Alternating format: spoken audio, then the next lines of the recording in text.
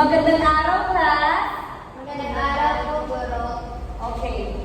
So, bago simulan ng ating klase, pasitayo muna ang lahat para sa ating panalangin. Sa ngalan ng Ama, ng Anak, ng Espiritu Santo. Amen. Handa na ba ang lahat para sa ating papasigla? Yes, teacher. Magaling. Ngayon, sabay-sabay natin kantahin ang Pakatuhod. 1, 2, 3.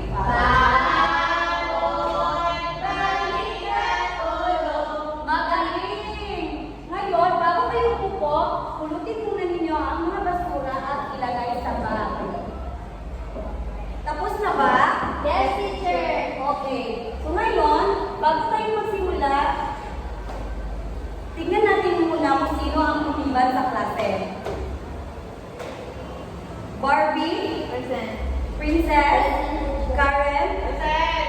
magaling. Bigyan ng 5 palakpak ang mga sarili dahil walang lumiban sa klase. 1, 2, 3, 4, 5. Ngayon, magbibigay ako ng alituntunin sa ating klase.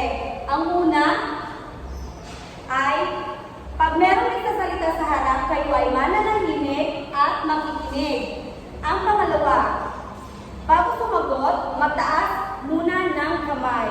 Ano nga ulit yung dalawang alituntunin? Manahimik at makinig, teacher. Ang pangalawa, Itaas ang kamay. Sumagot. magaling. Ngayon, bago tayo magsimula sa ating talakayan, ano muna ang tinalakay natin nung nakaraan? Yes, Barbie? Tungkol sa panitikan. Magaling. Tinalakay natin ang importansya ng panitikan. Ngayon, bago tayo magsimula, hayaan natin si Teacher Karen ang mag-implementa ng aktibidad. Hello mga bata, ngayon, ako naman tayo sa ating aktibidad. Pero bago tayo magsimula sa ating aktibidad, meron muna tayong layunin.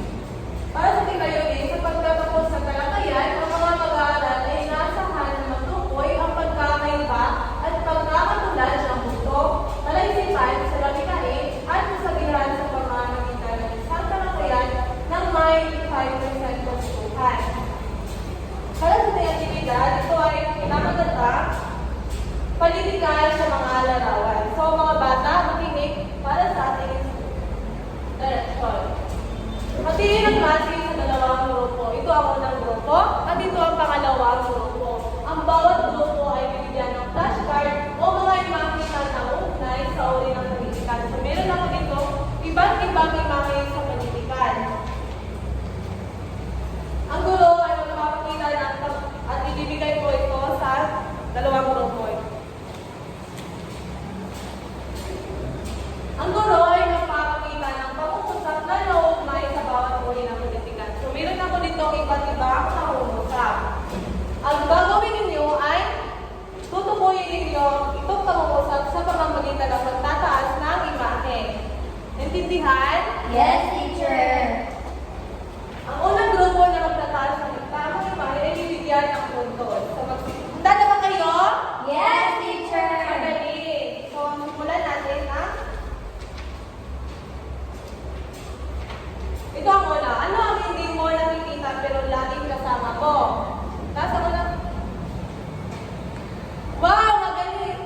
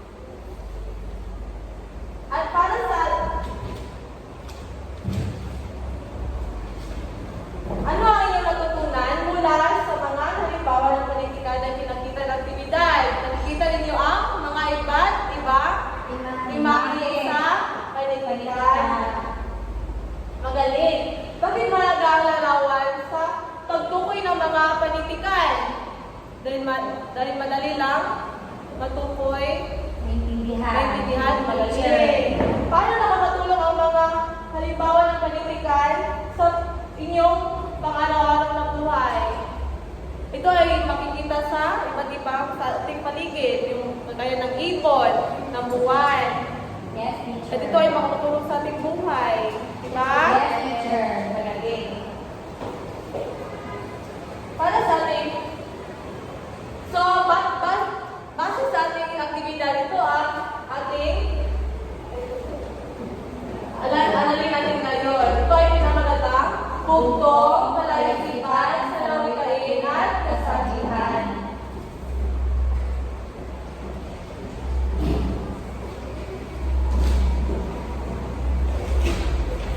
So, nag-enjoy ba kayo mga bata sa ating aralin din ay sa ating aktibidad ngayong araw? Yes, teacher. Okay, so, bago tayo magsimula sa ating talakayin ay ang ating tatalakayin ngayong araw ay tungkol sa bugtong, palaisipan, salawikain, at kasabihan. So, magsimula muna tayo sa bugtong. Ang bugtong ay ito ay nangangailangan ng maingat na pagsusuri o pag-iisip upang makuha ang tumpak na sagot. Kadalasan na pinasisimulan muna ito gamit ang salitang bugtong-bugtong. So, ang halimbawa nito ay bugtong-bugtong, maliit na bahay puno ng mga patay. Anong sagot? Posporo. Okay, tama mga bata. So, intindihan niyo ba kung ano ang bugtong? Yes, teacher! Ano ba ang bugtong? Ito ay nangangailangan ng maingat na pagsusuri. Okay, tama mga bata. Sunod naman ito ay ang palaisipan. Ang palaisipan ay katulad din ng bugtong. Ang palaisipan ay kahulaang nagpapatalas ng isipan. Ang kaibahan ng palaisipan sa bugtong ay hindi ito nakataludtod, walang sukat o tugma at nakasulat sa anyong pakwento. Ang mga panalita ay nakasulat at ginagamit sa araw-araw at karaniwan ay nagtatapos sa isang tanong. Ito ay parang isang sanayan ng mga tao noong araw sa larangan ng matematika at logika.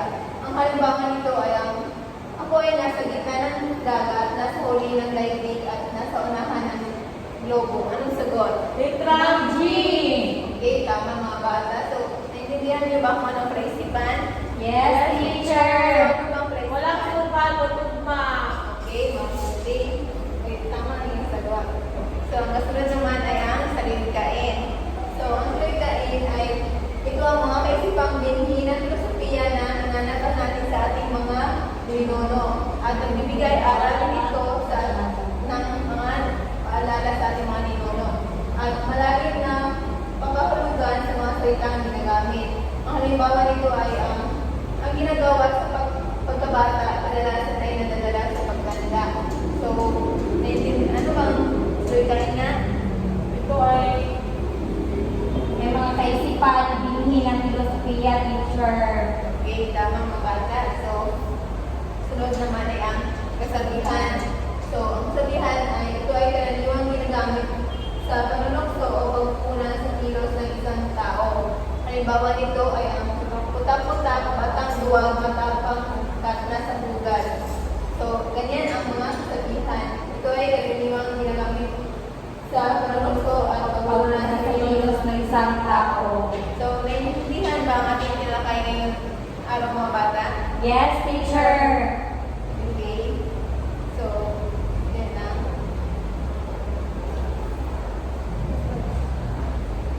Ito. Magandang araw, class. magandang araw, teacher. Ngayon, intindihan niyo ba ang ating pinalakay? Opo, teacher. Yung bugtong, salawikain, kaisipan, at kasabihan. Magaling. Ngayon, magtungo naman tayo sa ating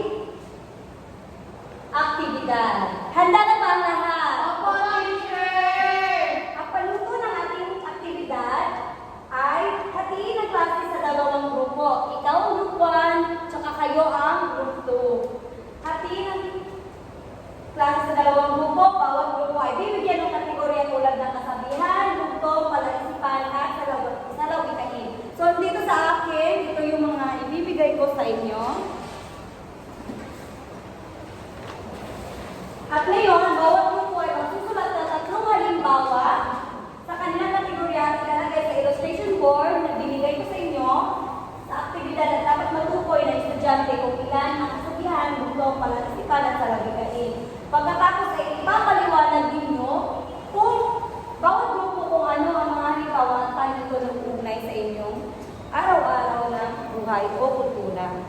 Ngayon, bibigyan ko kayo ng 15 minutes para gawin at pag-isipan ang inyong mga aktibidad. Okay, time's up. Ready na ba ang lahat? Yes, teacher! Okay, ang unang magsasalita ay ang group 1. Okay, basahin at ipaliwanag. Ito ang aking halimbawa ng kasabihan. Ano ang hindi mo nakikita pero laging kasama mo? Ito ay, ang sagot dito ay ibon. Ibon dahil ang ibon ay makikita sa paligid natin. Okay, magaling. Bigyan ng what a nice clap ang group 1. Alam niyo ba paano ang what a nice clap? Yes, teacher! Ay, magtuturuan ko kayo. Ganito lang gagawin yun. 1, 2, 3. 1, 2, 3. What a nice! Again. 1, 2, 3, go!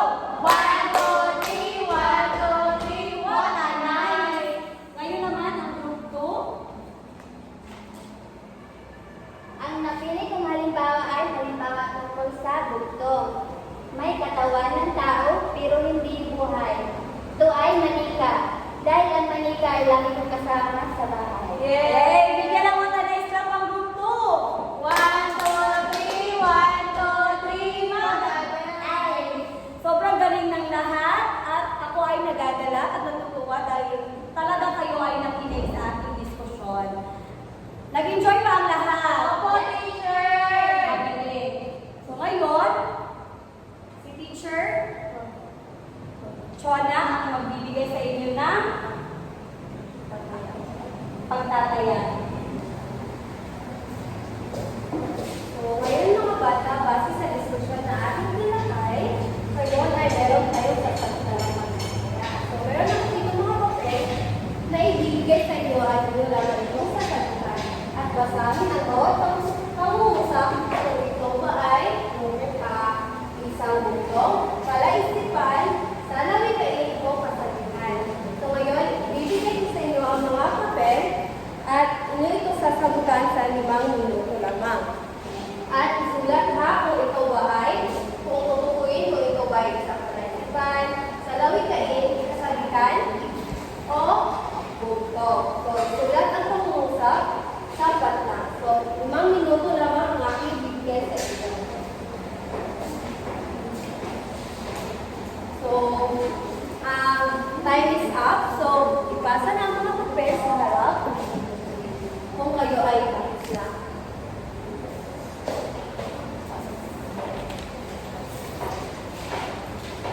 So, yun lamang ang ating pagtataya mga bata. So, ngayon ay dadapos naman tayo sa ating takdang aralin. Okay mga bata, para sa inyong takdang aralin, ako ay magbibigay ng gawaing papel. Papel at sagutin ang bawat tanong na maayos, isulat ang tamang sagot sa padlang. Gamitin ang sariling sagot at ipaliwanag ng malinaw. Okay, so dyan nagtatapos ang ating klase. Maraming salamat at paalam sa inyong